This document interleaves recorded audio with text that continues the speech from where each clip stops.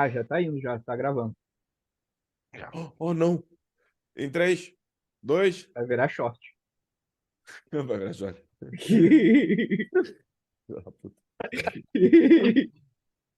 De novo. 3, 2. Sejam muito bem-vindos, muito bom dia, muito boa tarde, muito boa noite, senhoras telespectadores. Sejam muito bem-vindos ao Pistola United, seu canal favorito da internet para falar do mundo da bola. No Pistolada pós-rodada de hoje, a gente vai passar pela rodada do Brasileirão. Vamos ver o que aconteceu.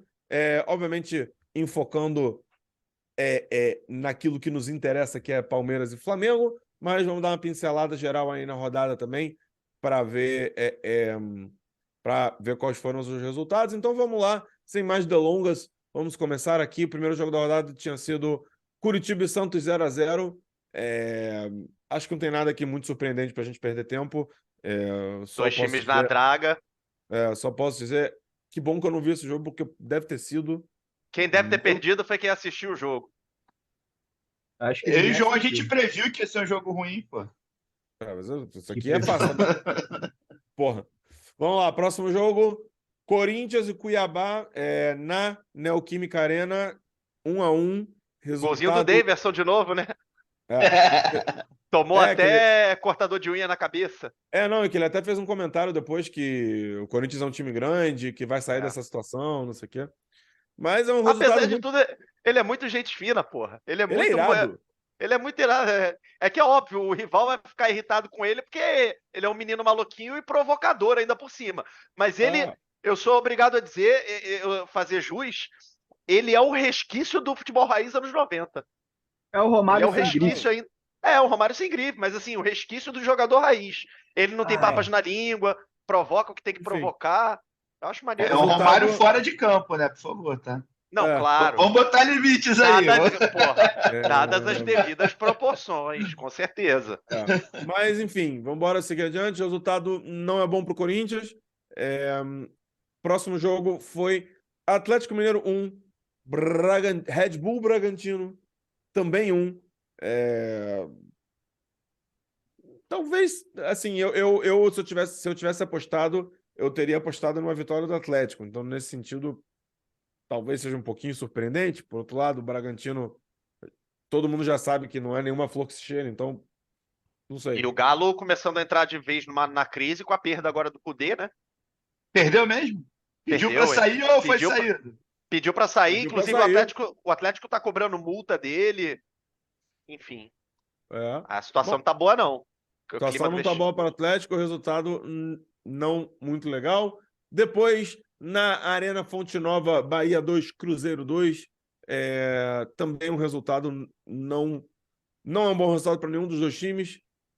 O Bahia tentando fugir da zona de rebaixamento e o Cruzeiro tentando encostar lá em cima. Então, resultado, né, não serve para ninguém.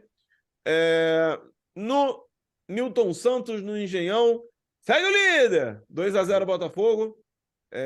Tiquinho, mais uma vez, levando o jogo nas costas. Rapaz, já passamos aqui da metade do primeiro turno e o Botafogo... Surpreendendo, né? Inacreditável. Mas eu ainda acho que esse gás, ele ainda vai... né? Ainda tem acho que não tem elenco. Não tem elenco. Eu também acho que não. Também acho que não. Vai... Eu também acho, mas com Flamengo e Palmeiras com Flamengo e Palmeiras no cangote. Eu falei com o Botafoguense ontem, o jogo contra o Palmeiras em São Paulo pode ser um divisor. Se o Botafogo fizer alguma coisa nesse jogo, aí eu acho que eu vou olhar com outros olhos. Hoje, sim. Eu concordo. Pode ser. Concordo. Pode ser. Hoje eu ainda não dou bola, vamos botar assim. É que só acho muito difícil que eu não vejo o Botafogo com muito elenco. Apesar que eles só estão jogando a brasileiro. E a Sul-Americana. Bom, veremos. Só o tempo dirá. No Mineirão, América Mineiro 2, Atlético Paranaense 2. Deve ter sido um joguinho interessante de assistir pela quantidade de gols, mas também outro resultado que não serve para ninguém. O Atlético Paranaense também tentando encostar lá em cima e não conseguindo. E o América Mineiro tentando sair da zona de rebaixamento. Então, mais uma vez, um resultado que não serve para ninguém. O Clássico Paulista eu vou pular, porque a gente vai falar no final. No Beira-Rio, Internacional 2, Vasco cada vez mais afundado na crise 1. E fica a o pergunta. Barbieri não sai, irmão. Porra, Exatamente. Não cai. caralho. Surpreende. Surpreende. Na cultura do futebol brasileiro, surpreende ele estar segurando tanto tempo no carro com tanto resultado negativo. Pois É SAF, né? Vamos botar assim. A SAF mas ela é uma deve SAF quebrar um pouco. Mas é uma SAF que meia boca, né? A gente já tá vendo aí um monte de verdade. problema nessa SAF. É que perder é normal. O diretor é o Abel Braga. Não se esqueça. Eu só queria fazer uma menção ao Inter. Quase empatou com esse Vasco, que convenhamos que é um Vasco ruim. Então, assim, não é muito bom pro Inter, não, tá? Se não é aquele milagre, gol perdido lá, era empate. O Inter também com o Mano Menezes, não é nada me surpreende. O Inter esse ano também não vai brigar por. Olha, vai ficar ali meio de tabela no máximo. No máximo. Nada muito além disso, não. Mas enfim, vamos lá. Flamengo e Grêmio a gente vai falar depois. E antes de a gente começar a falar dos jogos que interessam, em Goiás 2, Fluminense também 2. Resultado horrível para o Fluminense. Acho que é um pior resultado para o Fluminense do que é para o Goiás. Nesse caso, né? O Fluminense querendo ficar encostado ali nos times de cima para não se afastar muito da briga pelo título. Então, para o Fluminense, um prejuízo grande em se tratando de um time que está brigando para sair da zona do rebaixamento. Então, acho que independente de onde é o jogo, para quem olha para as ambições do campeonato, você não ganhar do Goiás é prejuízo. Exatamente. Qualquer circunstância. É só você ver. O Palmeiras meteu 5 lá, o São Paulo meteu 3, o Flamengo ganhou de 2-0. O Botafogo Só quem perdeu. Então, perderam os times. O Botafogo foi a grande surpresa pela posição do Botafogo na tabela. Mas se você for ver de quem o Goiás ganhou até agora, foi o quê? Do Corinthians, que tá nessa crise bizarra, e empatou com o Fluminense. Exatamente. Então, concordo, acho que dá pra gente falar que Goiás ganhou um ponto nesse jogo. Ganhou. E o Fluminense perdeu 2, como sempre. O Fluminense perdeu 2. Mas enfim, então vamos lá. O que interessa? Vamos começar pelo Clássico Paulista. No Morumbi, Palmeiras 2, São Paulo 0. Ai. Ó, eu vou falar, eu vou descascar aqui, porque o mais difícil de falar desse jogo, infelizmente, mais uma vez, é não ter que falar do que aconteceu nas 4 linhas. Entendeu? É falar de fatores extracampo. Então, assim, isso é triste. Então, vamos lá. O jogo foi um jogo em que, né, o jogo no Morumbi lotado, 57 mil pessoas, e o São Paulo dominou o jogo inteiro. A verdade é essa. O São Paulo ficou com a bola o tempo inteiro, criou mais. O Palmeiras basicamente se defendeu o jogo inteiro e aproveitou 2 erros. O Palmeiras teve 3 chances o jogo inteiro, encaçapou 2. Foi basicamente esse é o resumo do jogo, tá? Só que foi eficiente, foram 3 chances, matou 2 em 2 erros do Arboleda, e aí a torcida, né, ambas as torcidas lembram da polêmica que teve com o Arboleda, que ele postou com a foto com um amigo em que ele vestia a camisa do Palmeiras. Aí todo mundo começou a falar Arboleda palmeirense, entreguista, né? Mas, para variar, o que você tem para falar desse jogo, para além da vitória do Palmeiras, o que você tem para falar é Abel Ferreira. E aí é triste, porque não dá mais para a gente fingir que não existe uma perseguição tremenda em cima do Abel Ferreira, tá? E existe uma operação para tentar chutar ele do Brasil. Ninguém aguenta mais o Abel Ferreira e estão tentando fazer de tudo para chutar ele do Brasil. Isso é muito óbvio, tá? Eu vou explicar por que eu estou falando isso. Para quem viu o jogo, para quem não viu o jogo, vou dar um resumo básico. Um dos primeiros lances da partida, uma suposta cotovelada do Caleri no pescoço do Luan. O Abel ficou uma fera. Aí, logo depois, o Mike também, numa corrida de bola, ele entra na frente do Caleri, o Caleri dá um encontrão nas costas do Mike, ali na linha de lateral, perto do Abel, inclusive. E aí o Abel peita o Caleri, mas sem encostar, inclusive com as mãos para trás. Mas ele peita e fala grosso com o Caleri. Fala, você, inclusive, fizeram a leitura labial. Ele fala, você perdeu o juízo, como é que você dá a cotovelada lá e como é que você entra assim? Basicamente uma reclamação em tom raivoso. Foi isso. Falou grosso. tá? Mas aí não cabe, né? Aí foi exagero do Abel. Aí não Calma, cabe ele beleza, fazer isso. beleza. Concordo, Não eu foi concordo, justo o mas eu vou. cartão. Eu, Passou da eu linha. concordo, eu concordo, eu concordo, mas é aí que eu vou explicar onde surge a perseguição. É aí que eu vou explicar. O que ele fez, então, foi basicamente falar grosso. Se ele tá no papel dele ou não, se ele tem que discutir com o jogador do time adversário, a gente pode discutir, mas ele só fez isso, tá? Então eu vou deixar esse fato aqui alocado para vocês entenderem a importância desse fato. Bom, aí no decorrer da partida, uma falta daquelas que o mundo inteiro viu e só o árbitro não vê, para variar, o senhor Klaus, em cima do Veiga, na entrada da área, a comissão do Palmeiras, de novo, Abel e Anderson Martins ficam malucos, porque o mundo inteiro viu aquela falta, só ele não viu. E aí ele vai lá e mete o cartão no auxiliar também, no Anderson Martins. Inclusive, teve gente dizendo que o Palmeiras foi beneficiado porque o Abel era para ter sido expulso nesse lance. Vou explicar por que é um absurdo. Primeiro, porque ele teria errado 2 vezes, né? Ele já não deu a falta, aí o Abel reclama, ele vai expulsar. Quer dizer, errar 2 vezes. Mas enfim. Só que, por que eu falo da questão de medida? Houve nesse jogo um outro fato que não teve uma porra de um programa de TV, não teve um cretino para falar sobre isso. Que foi, ao longo do jogo, o Palmeiras já ganhava, o Arthur perseguindo um jogador do São Paulo que se chama Davi também. E o cara parece um brutamontes lutador de MMA. O Arthur, todo mundo sabe que é um pigmeu de 1,66, tá? O Arthur dá um encontrão nele, encontra ele, uma falta de meio campo, né? Era uma falta normal, que não merecia nem cartão amarelo. E o Arthur cai em cima do jogador do São Paulo.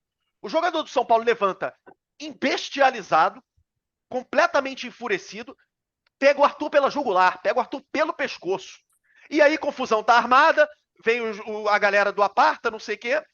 O Klaus vai lá, um amarelo para você, um amarelo para você. O Caio Ribeiro, na transmissão, disse que o lance era normal, que o amarelo para cada um estava de bom tamanho. Não teve um programa de televisão comentando esse lance.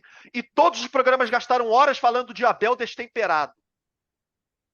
Mas aí, Champs, qual é o padrão? Porque assim, o Abel é descontrolado porque ele falou grosso. Nem no MMA você pode pegar o oponente pela jugular. O Brutamontes do São Paulo, de quase 2 metros de altura, pegou o pigmeu do Arthur pela jugular, quase enforcou o Arthur. Uma cena bestial. E ficou por isso mesmo. E o Klaus dá um amarelinho para cada um. O que o Arthur fez para ganhar um amarelo? Foi enforcado? Aonde estão os critérios da CBF, da arbitragem? E aí eu gostaria de trazer um outro ponto fundamental. Talvez, para quem não viu, uma entrevista do André Hernan numa live com o Thiago Leifert e mais um outro jornalista que eu não lembro. Dele falando numa conversa de mesa de bar com um árbitro FIFA, de que os árbitros têm sim uma perseguição com o Abel Ferreira e já chegam amarelando ele para não deixar ele crescer em cima da arbitragem. Isso aí, o que fazem é igual com os jogadores que já estão marcados, tipo Felipe Melo. Felipe Melo, exatamente. Gabigol. Então, teve árbitro FIFA admitindo para o André Hernan, que a gente sabe que é um jornalista renomado, que já existe uma perseguição de um núcleo da arbitragem brasileira em cima do Abel Ferreira. Então vem cá. Quando é que a gente vai admitir que está programado uma operação para expulsar o Abel Ferreira do Palmeiras e do Brasil? Porque não dá mais. O Abel é destemperado porque ele falou grosso, porque ele levantou a voz para o Caleri. Aí essa discussão é outra. Como você falou, ele merecia o amarelo. Essa discussão é outra. Porque não dá para o jogador de São Paulo pegar o Arthur pela goela, enforcar o Arthur. E não teve um programa de TV que tocou no assunto. E os caras gastaram horas fazendo tags ali, fazendo aquela barrinha ali com o texto. Abel é destemperado, ele tá passando do limite, ele tá fora de controle. Fora de controle porque falou grosso. Mas e o cara que pega o outro pela jugular, né? Até e o cara que pega o outro também. pela jugular, ninguém fala nada. Não lembra da Mili... O Caio da Mili Lacombe. Exatamente. E aí eu ia tocar nesse ponto, exatamente. Eu ia tocar nesse ponto. A hipocrisia do brasileiro, de toda a mídia, todo mundo que falou, não ao racismo, apoio a Vinícius Júnior. Peraí, racismo não pode, mas xenofobia pode, porque xenofobia ocorre no Brasil há 4 anos. Jorge Jesus, Vitor Pereira e Abel Ferreira. Há 4 anos que esses 3 sofreram um monte. E outra que passou em da branco, mídia brasileira. Tudo bem que eu acho pra lá também, mas que passou em branco foi a entrevista do Luxemburgo. Não sei se vocês viram, que ele esquece o nome do cara e chama o jogador de Escurinho, né? Ó, o Escurinho lá, como é o nome dele. Se fosse outro aí, talvez. É isso que eu tô falando. Essa Imagina é se uma fosse o Abel, por projeção. exemplo, falando isso, o escurinho. Então, assim, tá muito na cara que existe. É por isso que eu falo, olha, eu falei pra vocês em off e eu disse que eu ia dizer aqui na live, na gravação do vídeo. Se o Abel errar o caminho, eu culpo o GPS. Porque o cara conseguir ser bem sucedido com toda essa orquestração do futebol brasileiro, com apoio da mídia mainstream, da mídia tradicional brasileira, para expulsar o Abel Ferreira do futebol brasileiro, mano, se ele errar o caminho, eu culpo o GPS. Ele pode mandar qualquer um tomar no cu. Eu apoio o Abel Ferreira. Porque o que ele Está tá cunhada, sofrendo, porque o que ele tá sofrendo no futebol brasileiro é uma vergonha. É uma está vergonha. cunhada a próxima campanha de marketing do Palmeiras. Se Com o Abel Abel, Ferreira, se ele errar o Pô, caminho, eu eu culpo culpo o o GPS. GPS. Não baixe o Waze. Não existe. Pois Não é. existe, cara. Gabriel, patente. Isso foi dito Sério? aqui primeiro.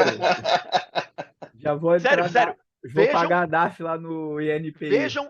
Vejam o lance do jogador Davi do São Paulo, meu xará. Como é que ele enforca, ele pega o Arthur, que é um pigmeu. Cara, parecia o Vitor Belfort com o Arthur, sabe? É um negócio surreal, o cara gigantesco, pegar o Arthur pelo pescoço e o Caio Ribeiro na transmissão dizendo que foi normal, um amarelo para cada um tava de bom tamanho, e o Abel antes ele chamou de destemperado porque falou grosso com o Caleri. É surreal. É surreal. Então Bom, a orquestração que tá acontecendo é revoltante, cara. É a revoltante. gente já fica aí a Isso não é pistolada novidade, mais. né? É, Um gringo que exatamente. faz Mais que sucesso no justificada não Brasil. havia. A gente já falou sobre. E a gente Pode. já falou sobre isso várias vezes aqui, especialmente do Abel Ferreira. É uma pena. Futebolisticamente falando, resultado esperado, apesar do jogo ter sido mais do São Paulo, como o próprio Davi falou. Vitória do Palmeiras mais do que Acho que esperada. pena é uma Palmeiras. vergonha. Vitória do Palmeiras mais do que esperada. Palmeiras segue na cola do Botafogo. E passando para o Flamengo e Grêmio, que foi um jogo muito interessante. Foi um jogo, o placar desse jogo, ele é mentiroso, de alguma forma, porque foi um jogo muito de igual para igual, inclusive o Grêmio, em alguns momentos, bastante superior ao Flamengo, só que o Grêmio não conseguiu finalizar. Parece que meteu E o duas bolas Flamengo, na trave, né? pois é. E o Flamengo foi mais eficiente nas suas finalizações. Teve uma bola que E- bateu nas duas traves. Uma do Soares que bateu no travessão e depois na trave. Ai. Mas, enfim, Eu acho que a gente tem que fazer uma análise entendendo o contexto, tá? Acho que A vantagem da gente fazer um o contexto é o pós-jogo. seguinte: o contexto é que o time do Flamengo vale muito mais que o Grêmio. Então, Valeu, Renate. valeu, A Renato. a vantagem da gente fazer um pós-jogo 2 dias depois é que a gente pode pegar todos os comentários que foram feitos em outros pós-jogos. E assim, eu vi várias pessoas falando que o Grêmio desvenceu, que o Grêmio merecia, por exemplo, 5-3, que não, sabe? Eu acho que assim, o Grêmio ele teve 2 momentos de superioridade clara, antes do primeiro gol e depois do segundo gol. Depois que o Flamengo fez o 1, o Grêmio não fez mais grandes coisas. O Flamengo fez o segundo. Cara, o Flamengo jogou 4 partidas em 10 dias. 2 clássicos. Um jogo importantíssimo da Libertadores. O time recuou, o time relaxou. E o Grêmio, que não é um time ruim, é um situação time de jogo bom, também, né, André? subiu. Exatamente. Foi Tá aí que ganhando eles de 2 a começaram. 0. É a mesma coisa do Flamengo e Vasco. O Flamengo abriu 4-0 e o segundo tempo, o Vasco, nos primeiros 15 minutos, foi muito superior. Mas depois igualou. Por quê? Porque o Flamengo simplesmente sentou em cima do resultado. Então, assim, o Grêmio tem seus méritos, realmente meteu bola na trave, o Flamengo deu sorte, mas não é o Grêmio desvenceu. Tá? Isso é muito O Flamengo conta também do perdeu gol. resultado que o Flamengo Gabigol fez. perdeu gol. Concordo. O Flamengo perdeu gol, Concordo. exatamente. Eu entendo assim, o placar foi muito elástico. Talvez 3-0, talvez. Talvez o Grêmio tivesse merecido empatar quando estava 1-0. Talvez. Mas, mas não fez. E o futebol não vive de si, né? São situações do jogo mesmo, quando Se vocês a bola falaram. entrasse. Uma coisa é tá 0-0 e mandar bola. Outra coisa é o time que tá tomando de 2. Tá brigando. Foi um jogo de 6 pontos. Ir pra cima do outro time que tava, né? Que já tá ganhando um bom resultado. Vai ali jogar ali num contra-ataque, até porque já conhecido aí o problema físico, os problemas físicos do Flamengo. também se esticar muita corda, metade estoura no dia seguinte, né? Então, assim, é situação. Você pinça essa situação do jogo para falar que o resultado foi injusto. Né? Acho que foi um jogo aberto. Realmente, o placar fosse um 3-2, 2-2, que podia até ser um empate, mas, enfim, é aquilo, eficiência. O Flamengo conseguiu fazer o gol e o Coisa não, e o Grêmio não. Pois é. E o que eu gostei do jogo é o Flamengo vai ganhando forma. Sim. A gente vai começando a identificar o padrão tático, a forma como o São Paulo quer que o Flamengo esteja, vai ganhando solidez defensiva, que é uma coisa que o Flamengo tinha perdido. O Flamengo tem tomado poucos gols nas últimas partidas, a defesa está indo bem, e também o Flamengo está conseguindo ir para cima e fazer os gols. Então, estamos começando a ver alguma coisa de resultado do trabalho do São Paulo, e talvez essa parada de 10 dias que a gente vai ter daqui a pouco aí, na volta o Flamengo esteja ainda melhor. E só pra gente terminar de falar do jogo aqui do Flamengo antes de a gente terminar o vídeo, o Gabriel fez um vídeo inteiro falando sobre isso, mas a gente não pode deixar passar em branco. Puta que pariu, Renato Gaúcho, de novo. Caralho. De novo na entrevista coletiva, o Renato Gaúcho veio, é porque o time de 200 milhões do Flamengo... É bizarro, porque ele fala assim, uma hora ele fala, não, porque o time é muito caro. Aí no comentário seguinte dele, ele fala, não, mas a gente tem o Luizito Soares, que ganha não sei o que também, que é muito bom. Porra, ou o teu time, ele tira o time do time dele pra bosta, um time de várzea. Meu Deus, coitadinho da gente, é um time que não tem como competir com os times mais ricos. Como se o Grêmio fosse o Brasil de Pelotas, né, irmão? Porra. Pois é. Não é, né? De novo, eu também fiz um TikTok na nossa conta do TikTok, segue a gente lá do TikTok do Pistol United, e, cara, o Renato Gaúcho teve esse time de 200 milhões na mão. E o que ele fez com esse time? Eu acho que eu cheguei, eu falei no React, não me lembro agora. Entendeu? Tipo, ele fez com teve o Flamengo, falei, porque eu falei, se fosse só dinheiro, o Paulista não teria ganho, o Juventude não teria ganho, o Renato Gaúcho não teria perdido de 3 do Atlético Paranaense. Em questão de dinheiro, o Flamengo tem mais que o Palmeiras, não deveria ter perdido a Libertadores, não deveria perder para ninguém, né? Se fosse só dinheiro. Só que acho e o PSG que não ganha uma Champions bancário, né? Pois é. O PSG que não ganha uma Champions. Pois é. Então, o City que só veio ganhar agora. Pois é. E só com o Guardiola, né? Precisou de realmente o cara. Acima de tudo. E ao paralelo com o treinador. E acima de tudo, o Renato teve esse elenco na mão dele e não conseguiu fazer o time jogar. Então, assim, para mais além da discussão de que dinheiro não ganha partida, não ganha jogo, não ganha campeonato, meu irmão, ele foi técnico do Flamengo, ele teve esse elenco na mão e ele não fez nada. A sensação é que ele sempre... Eu acho que essa é uma coisa específica com ele, com o Flamengo, não sei, que é desde antes, antes dele treinar e depois dele treinar o Flamengo, não sei. Que é uma coisa que, desde quando o Flamengo passou a ficar endinheirado, ele arrumou essa desculpa para cada derrota que o é porque ele só treinou o Grêmio. Sabe o que eu acho que é, Gabriel? Sabe o que eu acho que é? Desculpa. É que na cabeça dele, porque assim, realmente em termos de poderio econômico, o Flamengo é um bicho-papão do futebol brasileiro. Sim, em termos de poderio econômico, não tem como negar. E aí eu acho que na cabeça dele ele imaginou assim, cara, se eu faço os trabalhos que eu fiz com o Grêmio, imagino que eu não vou fazer com o Flamengo. Ele ficou tanto com isso na cabeça de falar assim, quando eu assumir, eu vou arrebentar, vou ser o cara mais pica do mundo. E chegou lá e não foi. E aí eu acho que ele entrou em convulsão com ele mesmo ali, com as ideias dele de, porra, peraí, o dinheiro resolve, eu sou foda e eu não resolvi. O que tá acontecendo, né? Tanto que ele fala que o Grêmio perdeu por causa disso e ao mesmo tempo ele fala que o Grêmio poderia ter ganho o jogo. Aí se o Grêmio ganha o jogo, faz o quê? E cadê os milhões do Flamengo? Ele falou a mesma coisa contra o Palmeiras. Mas enfim. Renato. Porra, Renato. Dois dias de folga aí, vai jogar um futebol lá em casa. Dor de cotovelo pra cima da gente, não. Pelo amor de Deus. Vai jogar um futebol aí. Vai cuidar da tua filha. E é uma pena, porque eu continuo achando ele um bom treinador. Eu continuo achando ele muito bom treinador. Mas... Leva pro Palmeiras. Não. Estamos satisfeitos. Ele é um bom treinador dos outros. Não. Leva pra casa. Tem treinadores e tem Abel Ferreira. Entendeu? Pois é. Tem treinadores e tem Abel Ferreira. Mas apesar de tudo, o Palmeiras segue não tendo Mundial. Mas é isso, moçada. A gente vai ficando por aqui hoje. A estrelinha vermelha aqui, ó.